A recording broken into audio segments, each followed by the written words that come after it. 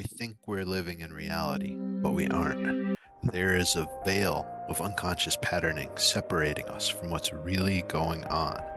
This is because the mind is ceaselessly generating its own personal view of the world.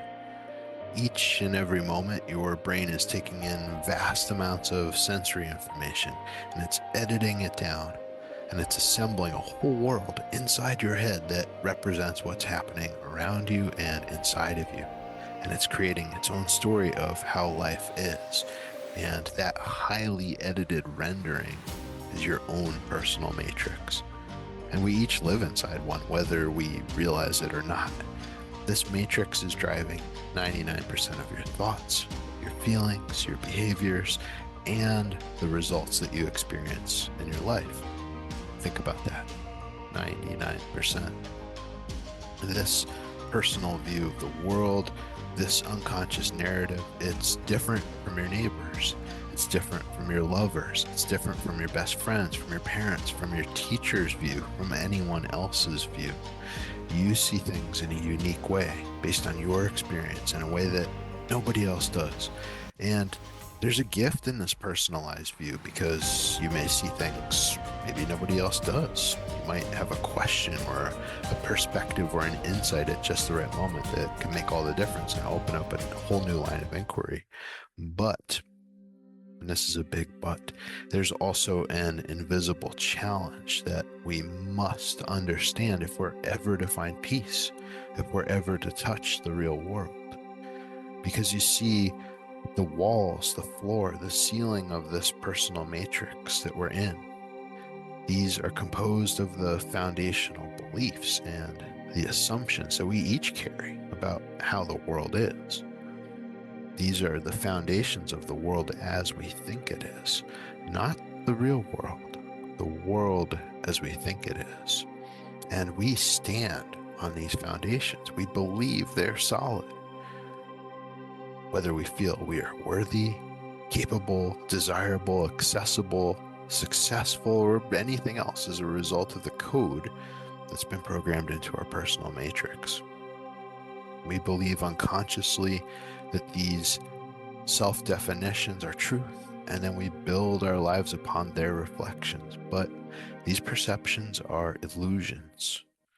And the intent that these unconscious beliefs generate, which is all geared to make sense of the world and help us keep safe, is operating behind the scenes at all times like the Wizard of Oz, limiting our focus, magnetizing events and reactions in our lives that just maintain the old narrative, that justify it and keep it going, that keep telling us this is how the world is. And this is happening on a personal level to us, and it's also happening on a larger way on a cultural level.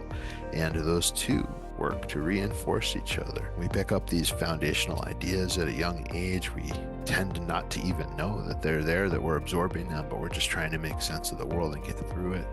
So we pick up these ideas, we run with them in our deep unconscious, and they drive our everyday experiences, even though we're unaware of their existence 99% of the time.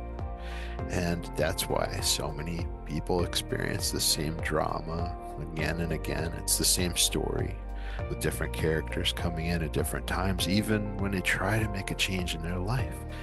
That's because they're changing the outer dressing, but the inner code that they're carrying with them, that's informing their experience, is generating the same results again and again. This personal matrix is what one of my teachers called the prison of the soul, because it keeps us bound to what we know, to our memory, to how we think it is, and to just living a small fraction of our true potential. And what you are, the pure awareness and possibility within you, is truly amazing. When parts of your own internal matrix disagree, you feel conflicted.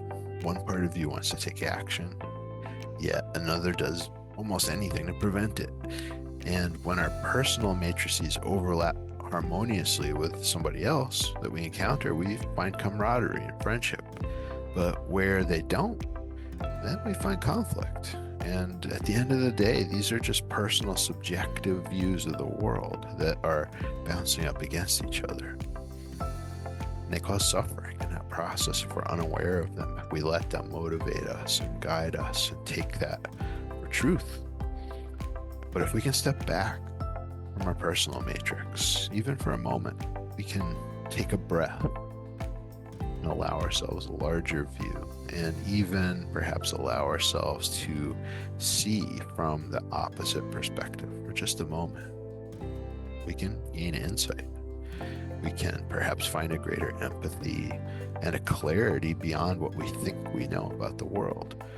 We can realize that we've been clinging to a view of the world and clinging to a tinted window that's casting everything in its own light. And we can see it for what it is. In that moment, we may receive a glimpse of that light that's within us, and of the light that's seeping out through the cracks in the personal matrices of those others around us through the conditioning that we've all absorbed. Just a single moment of this view can change a person forever. That's an awakening experience.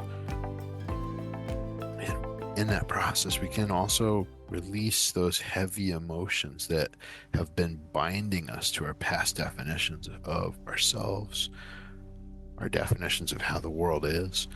Because when we let go of the beliefs that have been creating our unconscious intent, we can step into a new experience. We can come closer to reality. We begin to drop away that veil of suffering that's been clouding our view. We stop manifesting a world that's based on the old shoulds and have-tos and ought-tos, cans and can'ts. And we start creating from a place of true inspiration, true wonder.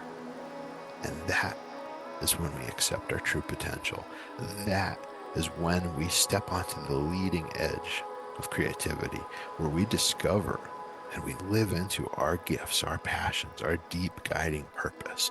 That's when we embrace our true responsibility for what we're here to create as co-creators in this world.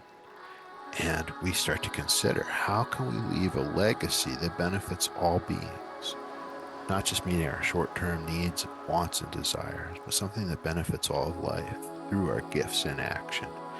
Because when we create from that bigger place, we're working from a much larger connection. We're connected to the whole field of life, and that's informing our creativity through our intuition. And that's only possible when we escape the matrix and we find the real world. And it's right here. It always has been. It always will be. It's right here, right now. But remembering that is a journey. Seeing through that veil is a journey. And each time that we look beyond what we think we know and we touch what's real, we find more of who we really are, more of that light inside of us that ties us all together. And that is a beautiful thing.